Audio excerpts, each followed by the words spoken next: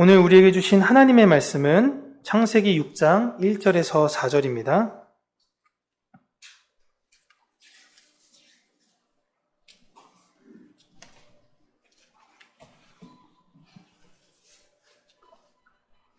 창세기 6장 1절에서 4절 우리 함께 한 목소리로 읽겠습니다.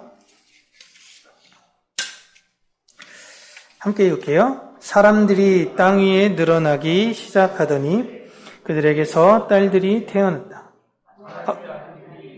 죄송합니다. 다시 한번 읽을게요. 제가 여기다 지금 쉬운 성경으로 제가 잘못했던 걸 제가 읽어서요. 죄송합니다. 6장 1절부터 4절 함께 읽겠습니다. 사람이 땅 위에 번성하기 시작할 때에 그들에게서 딸들이 나니 하나님의 아들들이 사람의 딸들의 아름다움을 보고 자기들이 좋아하는 모든 여자를 아내로 삼는지라. 여호와께서 이르시되 나의 영이 영원히 사람과 함께하지 아니하리니 이는 그들이 육신이 됨이라. 그러나 그들의 날은 120년이 되리라 하시니라. 당시에 땅에는 네피림이 있었고 그 후에도 하나님의 아들들이 사람의 딸들에게로 들어와 자식을 낳았으니 그들은 용사라 고대에 명성이 있는 사람들이었더라. 아멘. 이제 6장에 저희가 넘어갔는데요. 5장까지 보시면 세세의 족보가 이제 쭉 나오고요. 6장은 세세의 족보가 아닌 4장과 같이 세상의 어떤 그 족보적 모습, 세상의 모든 모습들을 그대로 담아내고 있습니다.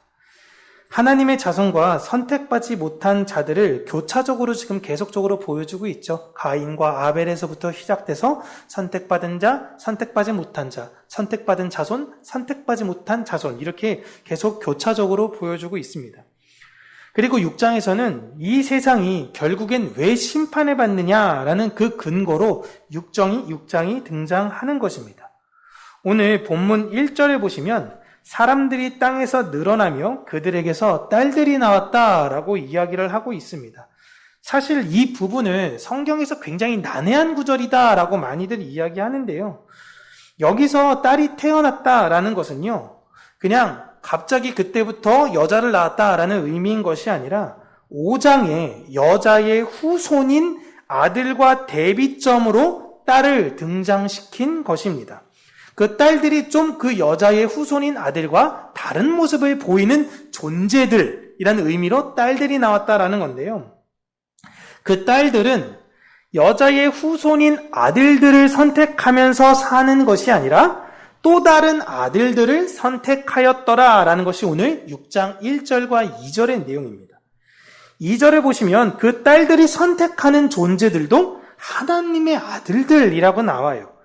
여기에서 말하는 2절에서 이야기하는 하나님의 아들들은 5장의 여자의 후손들을 말하는 것이 아닙니다.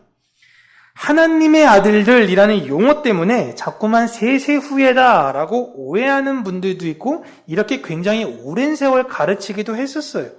그런데 만약 이 본문에서 등장하는 하나님의 아들들이 세세 후에라면 그 뒤로 등장했던 세상이 심판받게 되는 이유는 교회, 하나님의 아들들이 타락했기 때문입니다. 세상이 타락해서가 아니라 하나님의 아들들이 타락해서 세상이 심판받는 거예요. 아닙니다. 교회의 잘못, 이스라엘의 잘못은 교회와 이스라엘에게 하나님이 꾸짖으세요.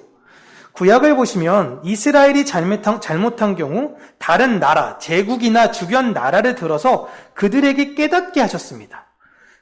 그런 방법으로 계속 하나님께서 이어가셨지 그때마다 세상을 계속 멸망시키시지 않으셨어요. 그리고 교회가 타락해서 심판을 하셨다면 이게 가정으로 우리가 타락해서 심판이 된다면 이게 거꾸로 생각할 때 교회가 하나님의 뜻대로 살면 예수님은 안 오셔도 됩니다. 그게 돼요. 그러면 우리는 여기서요 완벽하게 하나님의 뜻을 이루는 걸 목적으로 삼아 살면 돼요. 이해되시죠? 주님을 기다리는 것이 우선이 아니라 우리가 하나님의 뜻대로만 먼저 행하면 심판은 오지 않는 것입니다. 여러분, 예수님께서 이 땅에 내려오시는 이유는요, 다시 오시는 이유는 심판하러 오신 거예요. 먼저 오신 이유는 구원하러 오신 것이고 다시 오신 건 심판하러 오신 거예요. 구원은 끝났어요. 구원은 이미 예수 그리스도께서 십자가를 지심으로 말미암아 예수 그리스도 안에 선택했던 모든 이방 족속까지 포함하여 하나님의 교회들은 다 구원을 받았습니다. 우리는 그렇게 구원을 받았어요. 그리고 이제 예수님이 다시 오시는 이유는 뭐예요? 교회, 우리를 이 세상에서 힘들게 했던 자들, 그런 사람들을 징계하러 오시는 겁니다. 얼마나 든든한가요? 예수님이 우리 편이 아니면 참 이 말이 불행하죠. 이 본문에서 하나님의 아들들은 교회를 말하는 것, 그냥 어떤 그런 세세 후회를 말하는 것이 아니라요, 세상 권력자들을 말하는 것입니다. 이들은 스스로를 신의 아들이다라고 부르는 사람들이었어요. 오늘로 따지면 쉽게 이야기할 땐 부자죠. 옛날로 따졌을 때는 왕, 귀족 이렇게 이야기할 수 있긴 하지만 지금은 사실 요즘 시대의 왕이 왕입니까? 그냥 명예직이잖아요. 요즘으로 따질 때 가장 큰 권력을 갖고 있는 사람들은 부자죠. 가인의 후예 중에 라멕을 보시면요, 가인보다 자신이 더 귀중한 존재고 더 뛰어난 존재라는 것을 어필합니다. 그건 가인의 하나님이 내가 지금 믿고 있는 내 뒤에 신보다 더 한 수 아래다. 그러니까 지금 라멕이 뒤에 있는 존재가 너희들은 가인의 하나님이 더 센 줄 알았지. 아니야. 내 뒤에 있는 그분이 더 세다라는 걸 이야기하고 있는 거예요. 그래서 가인에게 내리는 벌은 7배인데 나에게 누군가 감히 해코지를 한다면 벌이 77배인 것입니다. 그리고 라멕이 아내를 2명 두었다라는 것은 기억나시죠? 기억나시죠? 한번 라멕의 아들이 몇 명인가요? 3명이죠. 네, 갑자기 야발, 유발, 두발 가인 기억나시죠? 네. 라멕이 아내를 2명 두었다라는 것은요, 하나님의 그전까지 법칙이었던 일부 일처제, 한 남자와 한 여자가 혼인하는 방식이 끝이 나고 이제는 새로운 패러다임으로 전환시킨 거예요. 세상에 저래도 되나? 라는 그 새로운 어떤 충격을 준 인물이 바로 라멕이었다라는 것입니다.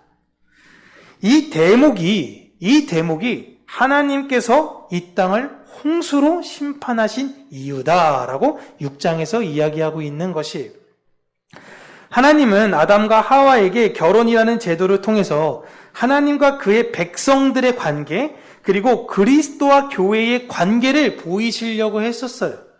그런데 그것을 파괴했습니다. 그리고 사람들은 잘못을 할 경우, 여러분 가인과 같이 하나님을 기존에는 두려워했어요. 하나님 나 어떻게 삽니까? 하나님 그래도 살려주셔야죠. 내가 잘못을 했을 경우엔 하나님이란 존재를 두려워했는데, 그런데 이제는 라멕 이후로는 하나님이 두렵지 않아요. 오히려 부와 권력을 가진 자들에게, 그들에게 잘 보이려고 했고 그들이 더 두려웠던 것입니다. 그리고 그렇게 자신에게 잘 보이려고 하는 자들을 힘이 있는 자들이 좋아하게 되는, 막 잘 보이고 흔히 말해서 싸바싸바 한다라고 하니까 그들만 더 아껴주고 잘해주는, 잘 챙겨주는 이런 세계가 되어져 버린 거예요. 이게 세상이 망하는 근거다라고 오늘 6장에서 이야기하는 것입니다. 그렇게 세상에 딸들이 태어났다라는 것은 생물학적으로 여자들이 태어났다라는 것이 아니라 이제 이 땅에 예수 그리스도의 신부가 없다라는 거예요.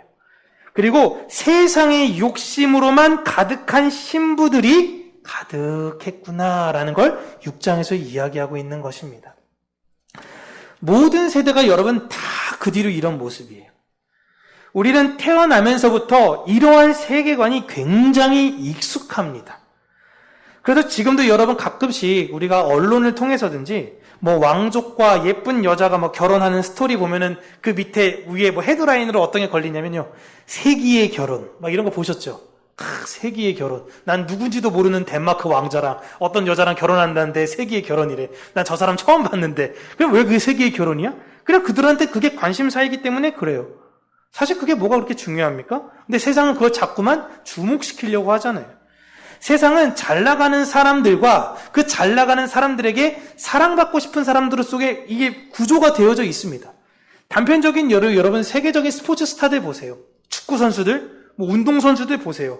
남자들 중에서요, 여자친구, 스포츠 스타들 여자친구 중에 여러분 못생긴 여자 한 번이라도 보셨나요? 한 번이라도? 무슨 축구선수들 여자친구는 죄다 모델이야. 안 그런가요?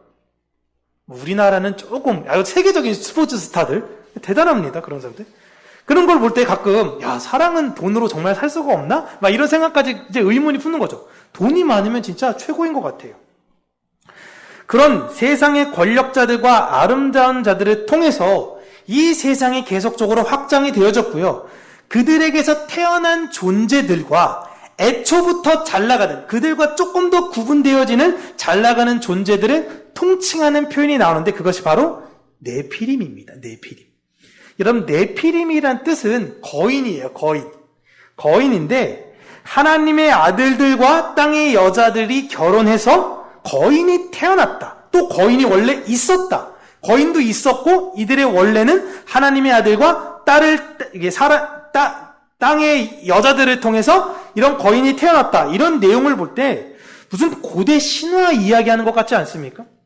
그래서 인문학자들은요, 이 성경을 그냥 신화라고 이야기를 합니다. 그냥 이런 건 많아. 수메르 문화에도 있고 많아. 거인의 등장, 또한 그 거인이 이런 어떤 하늘의 자손과 땅의 자손이 결합해가지고 나타난 모습들.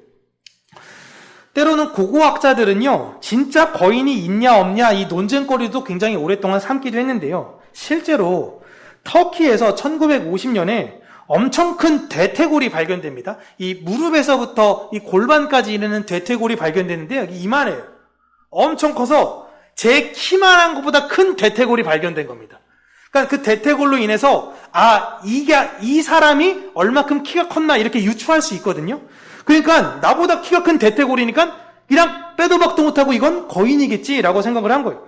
그래서 굉장히 막 논란이 심했습니다. 뭐 그깟 뼈 하나 나타났다고 뭐가 그렇게 막 난리냐라고 하는데, 진화론이 여러분 그렇게 시작했기 때문에 그래요. 이 치아 몇 개 발견된 거, 턱뼈 발견된 거 하나로 인해서 지금 이렇게 진화됐기 때문에 그게 계속적으로 고고학적으로 논쟁이 됩니다. 그리고 1966년에 페루라는 지역에 이카라는 작은 마을이 있는데 어떤 농부가 이렇게 동굴에 이렇게 들어갔다가 동굴에서 어떤 돌을 발견했는데요. 이 돌이 엄청 많이 발견됐는데 그 돌에 그림이 그려져 있어요. 근데 그 그림이 무슨 그림이냐면 공룡 그림입니다. 공룡 그림. 막 브라키오사우루스, 뭐 기린처럼 긴 동물, 티라노사우루스 같은 거, 트리케라톱스, 뭐 뿔 있는 거, 이런 다양한 공룡들의 돌이 나온 거예요. 그런데 웃긴 게 그 트리케라톱스를 어떤 사람이 타고 막 달려가는 그런 그림도 있는 거예요. 그리고 브라키오사우루스의 목을 베고 있는 사람도 있고 그 사람의 키가, 덩치가 공룡이랑 비슷한 거예요. 이게 상식적으로는 사람이 아니잖아요. 우리 같은. 그래서 이거 가지고 학계가 한번 확 뒤집어졌습니다. 그래서 이게 지금도 진실이냐 거짓이냐라고 논란이 돼요. 궁금하신 분은 집에 가셔서 유튜브로 검색하시면 신비한 TV 서프라이즈인가? 그 MBC에서 하는 거 있잖아요. 거기에서도 이걸 한번 조명했었어요. 그 정도로 이게 굉장히 많은 논란이 됐었습니다. 그래서 한 과학자들은 거인이 존재한다.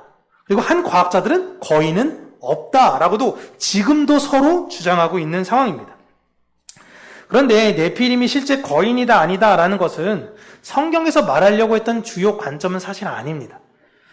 그 뒤로 이들을 설명했던 게 중요해요.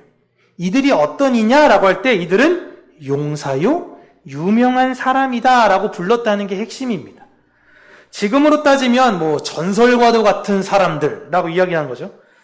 사람들이 점점 하나님과 멀어지면서요, 자칭 하나님의 자손들이라는 사람들을 부러워하고 그들에게만 예뻐 보이려고 하면서요, 이젠 그들을 통해서 태어난 그 자손들을 부러워하며 그 자손처럼 나도 전설이 되고 싶다라고 했던 것이 당시 세상의 모습이다라는 것입니다.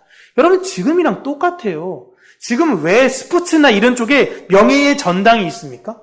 그걸 통해서 사람들이 다 나도 전설의 반열에 오르고 싶기 때문이에요. 그걸 창세기 6장의 표현대로 하면 나 네피림 되고 싶어요. 이겁니다. 그런 세상을 보면서 하나님께서 노아에게 말씀하신 것이 3절입니다. 우리 3절 함께 읽을게요. 시작. 여호와께서 이르시되 나의 영이 영원히 사람과 함께하지 아니하리니 이는 그들이 육신이 됨이라. 그러나 그들의 날은 120년이 되리라 하시니라. 아멘. 하나님께서 120년이 지나면 세상을 끝내겠다라고 아주 구체적으로 노아에게 말씀하십니다. 그리고 노아는 그때부터 방주를 만들기 시작해요. 여러분, 노아가 방주를 만들었다라는 의미는요, 하나님으로부터 지금 이 3절과 같은 이야기를 들은 노아만 몰래 듣고 산에 아주 숨어가지고 아무도 찾지 못하는 곳에 몰래 방주를 지었다라는 것이 아닙니다. 사람들이 잘 보이는 곳에 그것을 지었다라는 것을 말하는 거예요. 그 방주가 이 세상의 마지막 소망이라고 사람들한테 방주를 지으면서 알리는 것입니다. 그런데 사람들은 노아의 행위에 관심이 없어요. 그게 일반적 모습입니다. 하늘에서 물이 쏟아진다고? 야, 한 번도 못 봤는데? 근데 너는 그걸 어떻게 믿어? 라고 사람들이 노아에게 반문했을 거예요. 교회가 우리가 이 세상에 무엇을 전합니까? 우리 주님 다시 오십니다. 마라나타, 주여 어서 오시옵소서. 우리가 전하는 게 그거예요. 우리 주님 다시 오십니다. 우리 주님 다시 오십니다. 그럼 세상에서 우리에게 뭐라고 반문하죠? 그럼 넌 다시 오시기 전에 왔던 예수님은 봤어? 라는 거예요. 그러니까 이거에 대해서 뚜렷이 대답을 할 수가 없으니까 세상 사람들이 우리를 조롱하고 안 믿는 겁니다. 근데 여러분, 이게 당연한 거예요. 그래서 노아는 성경에서 글을 기록할 때 하나님께 은혜를 입은 사람으로 나오는 거예요. 그러니까 은혜를 입은 자들만이 하나님으로부터 그 소식을 듣고 믿고 행동하는 겁니다. 그래서 마지막 날에는 행동으로 판단하겠다라는 것은 행동만 한다는 게 아니라 행동으로 거꾸로 이제 역산해서 행동이 우리 안에 믿음이 되었고 믿음이 하나님께 들었다라는 게 이 행동으로 증명되기 때문에 그런 거예요. 근데 그렇게 전하고 전했는데도 세상 사람들이 안 믿으니까 이 세상에서 볼 땐 하나님의 심판은 갑작스러운 일로 느껴지는 것입니다. 하늘에서 그냥 나팔 딱 불고 끝나니까 사람들은 당황하는 거예요. 교회는 계속 전했는데 우리 주님 다시 오십니다. 우리 주님 다시 오십니다. 내일 딱 왔어요. 그 빵빠바방 물론 그러진 않죠. 그러진 않아요. 우리가 다 하나님 나라 가고 난 다음에 세상은 이제 본격적인 소돔과 고모라처럼 심판받기 위해서 하늘에서 나팔 불고 세상 사람들은 모두가 다 깜짝 놀라는 거예요. 그러니까 우리에게는 사실 그 일이 여러분 급작스러운 일들이 아닙니다. 굳이 마지막 날 심판이 아니라 우리 주변에 일어나는 간접적 심판을 여러분 한번 생각해 보세요. 가족 중 아주 사랑하는 사람 한 명을 잃었을 경우에 그들이 하나같이 하는 말이 무엇이냐면 이런 일이 나에게 생길 줄 몰랐다라는 것입니다.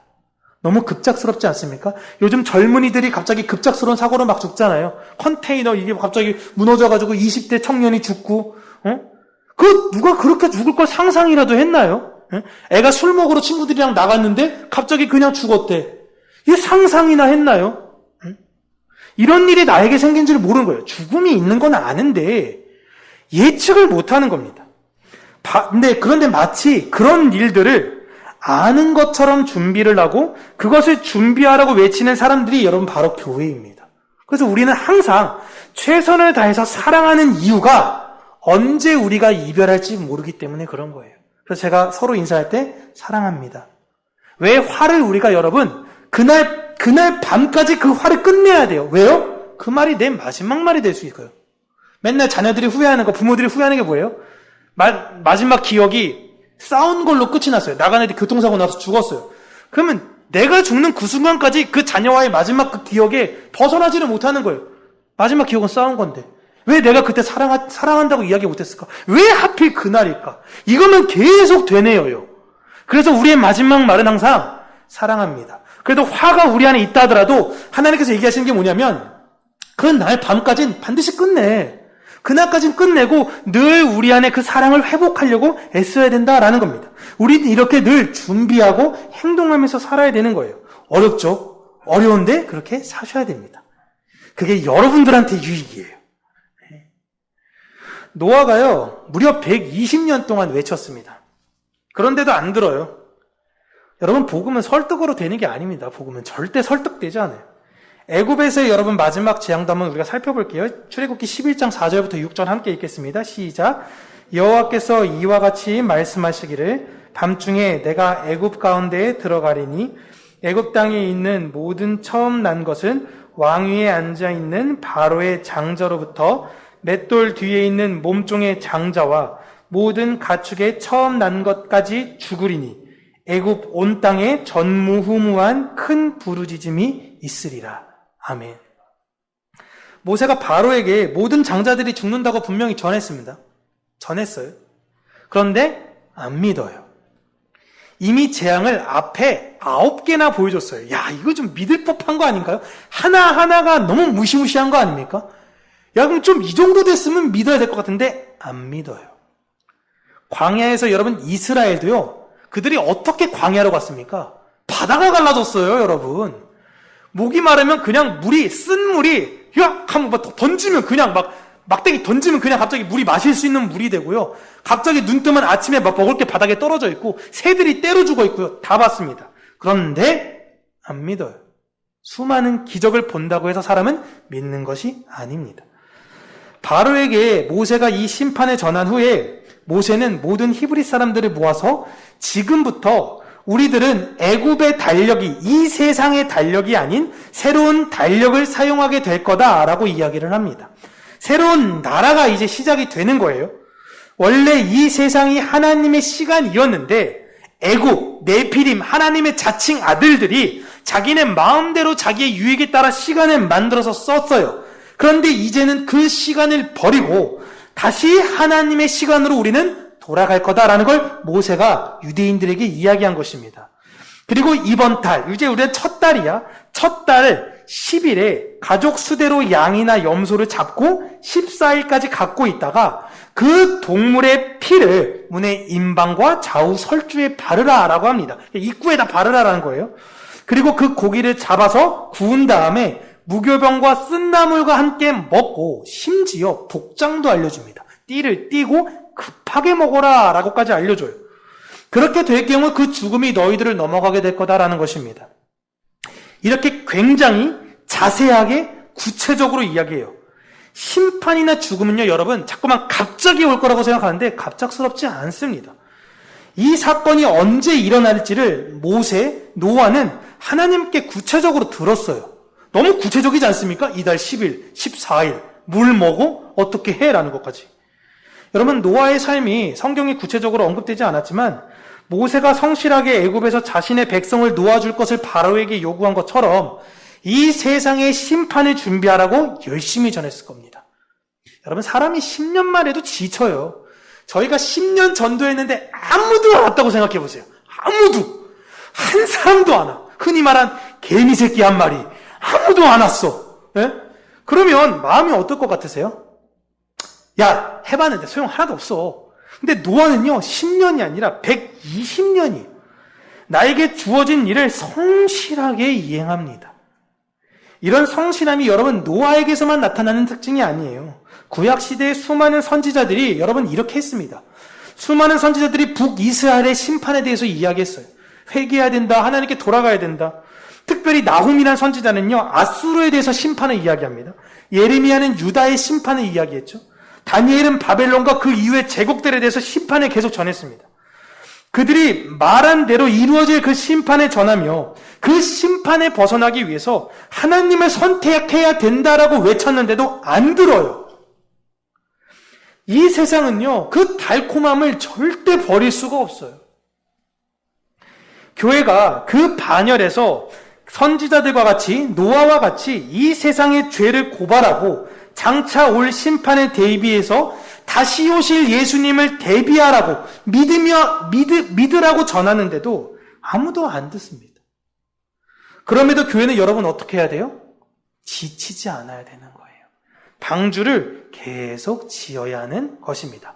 그래서 마지막 분들이 그 방주 타고 하늘나라 가는 거예요. 나는 구원방주 올라타고서 하늘나라 가는 겁니다. 마지막 그 세대, 마지막 교회, 마지막 그 한 가정, 마지막 그 한 인물이 끝나고 방주 문 닫히고 하늘나라 가는 순간 이 땅엔 이제는 아무도 구원받을 수 없는 심판이 임하는 거예요.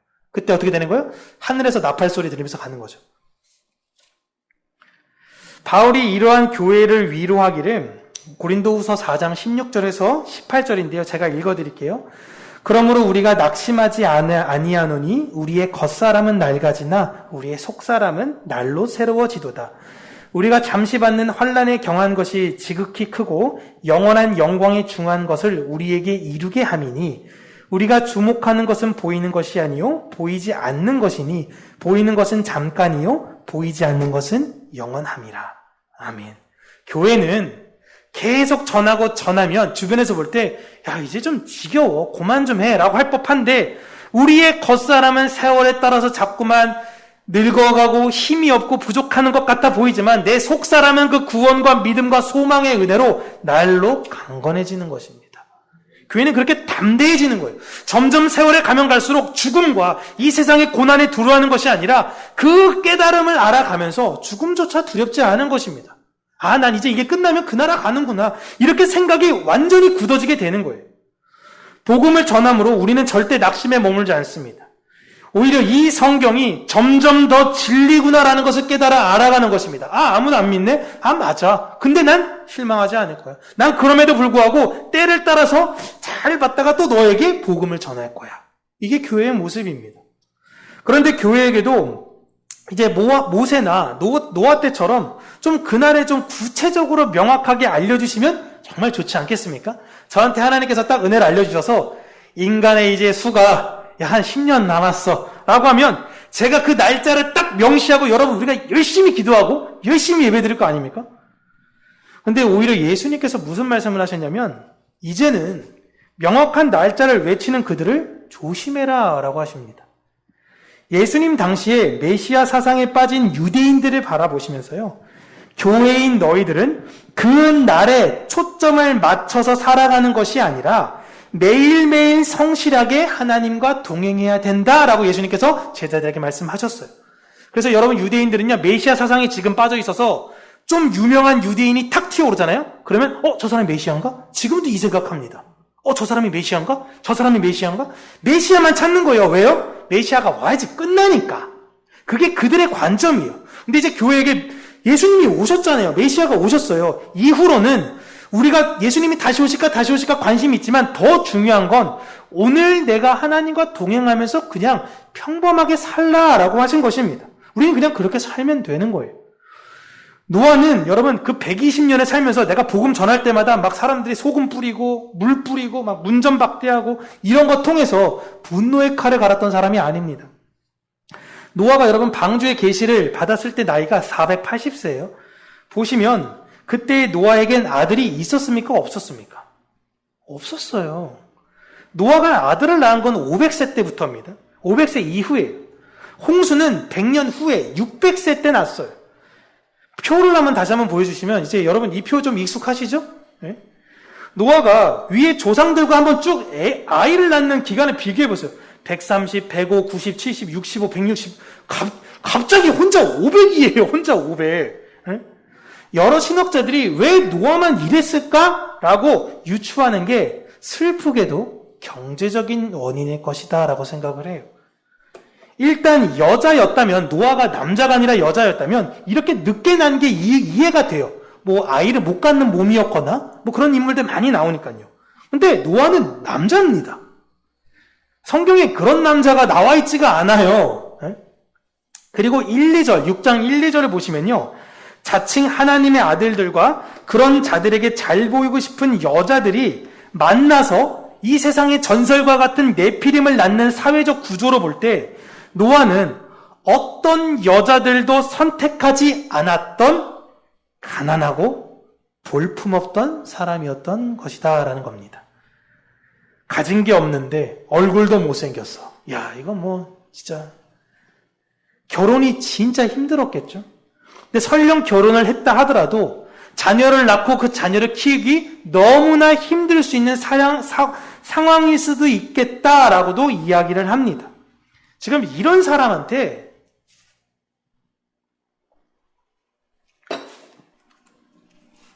이런 사람한테 하나님이 방주를 지으라고 하세요.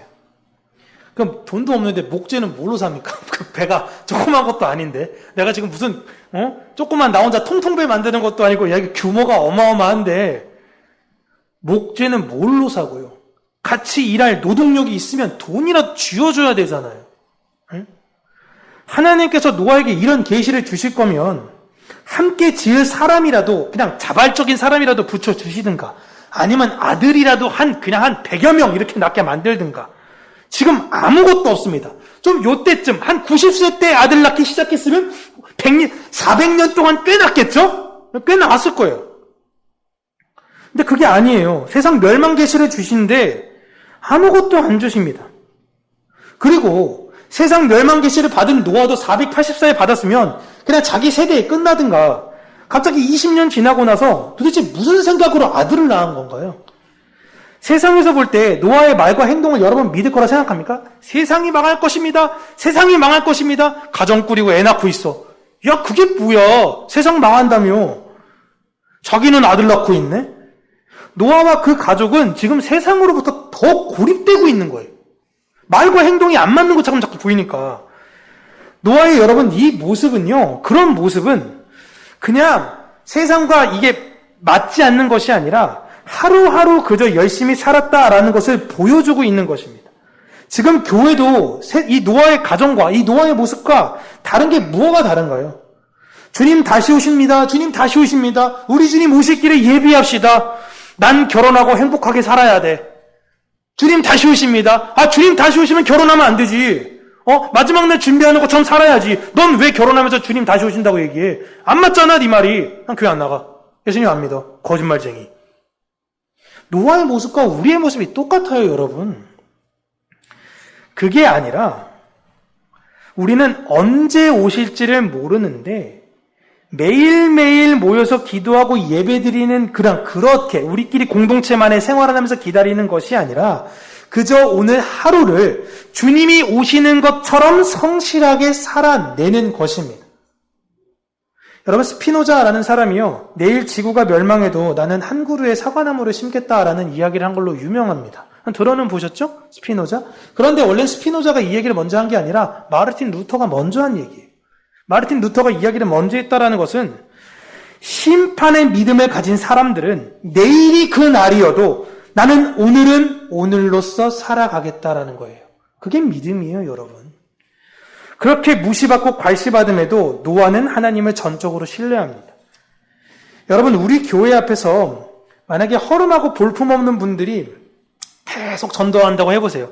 예수님 믿으셔야 됩니다. 남루한 형세계, 얼굴도 참 보잘것없고 이런 분이 전도한다고 해보세요. 이런 분과 만약에 이재용 씨가, 말도 안 되는 일이지만 이재용 씨가 평강교회 나오십시오 이렇게 전도한다고 해보세요. 사탕도 안 들어있어. 물티슈도 안 줘. 그런데 이재용 씨가 그렇게 전해줘. 그렇게 때 여러분, 사람들이 평강교회 올까요, 안 올까요? 저희 교회 진짜 세상에서 진짜 유명한 교회 될 거예요. 모든 경제지, 모든 이런 사회지가 저희 교회를 도배할 겁니다. 도대체 평강교회는 누구인가? 윤바울 목사, 그를 주목하라. 도대체 그는 누구인가? 세상 사람들이 그렇게 돼요. 세상에서 진짜 유명해질 겁니다. 사람도 엄청 몰려올 거예요. 삼성이 하청업체 사장님들이 그냥 이 앞자리 그냥 아주 그냥 빽빽 찰 겁니다. 그냥. 난리예요. 자녀들 어떻게 하면 좀 약간, 좀 우리 자녀가 좀 이렇게 친하게 지낼 수 있을까? 부모님들도 강남에서 여러분, 강남이 뭐야? 부산에서도 올라올 수 있어요. 예배 드리려고. 난리일 겁니다. 우리 교회 규모상 100분 예배 드리기가 어렵죠? 100분? 그럼 어떤 현상이 일어나요? 10시면 다 차요. 11시인데 10시 전에 나와요. 그럼 막 경쟁적으로 막 전날 와가지고 텐트 치고. 여러분, 그게 부흥입니까?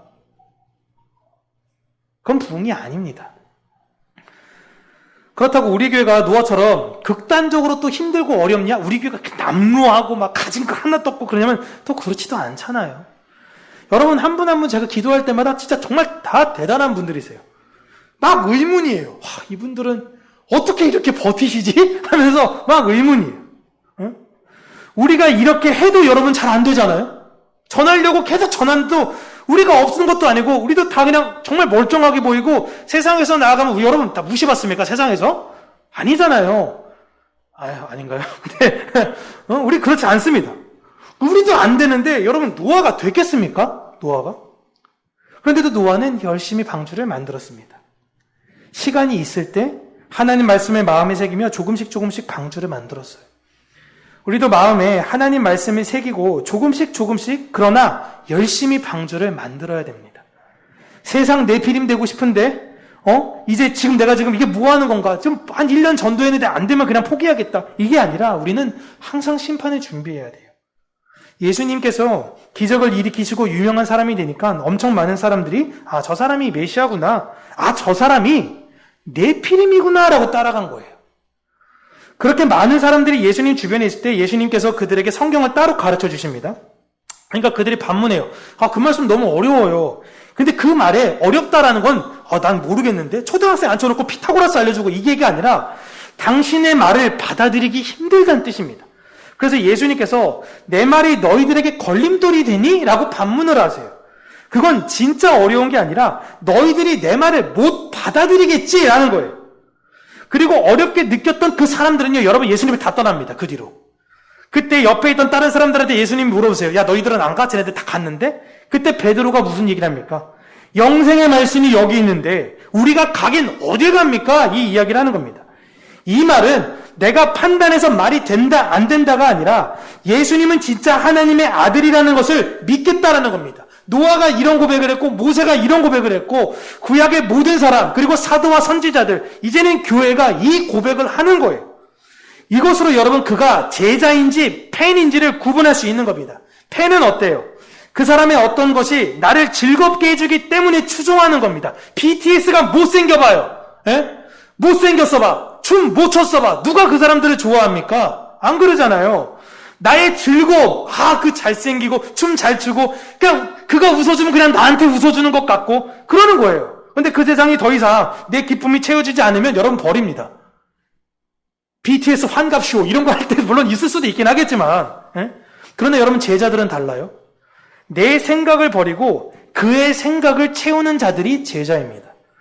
그렇다면 여러분은 예수님의 팬입니까? 제자입니까?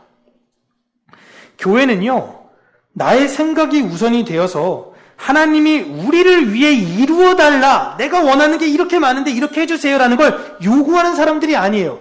팬이에요. 한 번만 웃어주세요. 한 번만 뭐 좀 해주세요. 하트 한 번 해주세요. 하트 하면 그냥 막 자지러지고 좋아하는 거죠. 나 헌금 100만 원 할게요. 막 이렇게 하는 게 팬이에요. 제자는 그게 아닙니다. 내 생각과 다르지만 하늘의 뜻이 이 땅에 이루어지기를 소원하는 그들이 제자인 것입니다. 이 세상은 아담의 저주로 인해서 여러분 죽음이 왔습니다. 그래서 그 죽음으로 불안해하는 자들은 누군가를 영웅으로 만들어서 추종해서 그 불안에서 벗어나려고 애를 써요. 마치 내가 역사 가운데 기록이 되는 것 같지 않습니까? 명예의 전당에 내 이름이 올라가면 나는 죽지만 내 이름이 영원할 것 같으니까 거기에 편승하려고 하는 거예요. 근데 결국 그들 모두 다 심판받는다고 이야기하고 있습니다. 이런 시대가 노아의 시대만이 아니라 모든 그런 시대를 하나님의 백성들은 살고 있어요. 100년 전, 1000년 전, 2000년 전, 3000년 전. 우리는 각자의 시대에 방주를 만들고 있고요. 우리 평강교회는 지금 이 시기에 방주를 만들고 있는 것입니다. 그 방주에 들어가지 못한 사람들이 역사 속에서 계속 사라지기를 반복했어요. 이사야 40장 8절의 고백과 같이 풀은 마르고 꽃은 시드나 우리 하나님의 말씀은 영원히 섭니다의 그 고백을 믿으시기를 바랍니다. 모든 아름다움 그건 다 찰나와 같고요. 모든 권력은 영원하지 않습니다. 그거 부러워하지 마세요. 그 말씀이라는 방주에 들어가는 자들만이 영생을 누릴 수 있는 것입니다. 노아와 같이 하나 볼품 없고 가진 거 하나 없어 보여도 하나님께서 말씀하셨기에 기쁨으로 방주를 그 노아가 지은 것처럼 우리 평강교회에서도 세상에서는 하나 볼품 없어 보이더라도 우리 교회와 하나님께서 항상 함께 계시고 우리의 교회를 통해서 하나님께서 분명히 언약을 주셨거든요. 그 언약을 주셨기에 우리는 오늘도 감사하며 오늘도 함께 그 방주를 지어가는 믿음의 공동체가 되길 주님의 이름으로 축복합니다. 기도하겠습니다. 참 좋으신 하나님 아버지, 하나님의 은혜와 사랑을 방주를 짓고 있는 이 평강교회에 부어주시기를 간절히 간구하고 소원합니다. 때가 악하고 때가 어렵고 그 모든 것들이 말씀대로 이루어지고 있는 이 상황 가운데서도 하나님 우리가 주님을 향한 마음과 그 소망을 잊지 아니하며 오늘도 우리에게 주어진 일을 최선을 다해서 감당해 나아가는 한 분 한 분의 우리 성도님들이 될 수 있도록 은혜 허락하여 주시옵소서. 그로 인해 우리를 통해, 우리 가정을 통해, 우리 교회를 통해 참된 그 복음의 은혜가 증거되어져서 이 세상에 어디로 갈지 몰라 하는 그 영혼들이 우리 교회 안에 들어와 예수 그리스도의 믿음과 사랑 안에서 쉼을 누리는 그 은혜를 허락하여 주시옵소서. 예수님 이름으로 기도합니다. 아멘.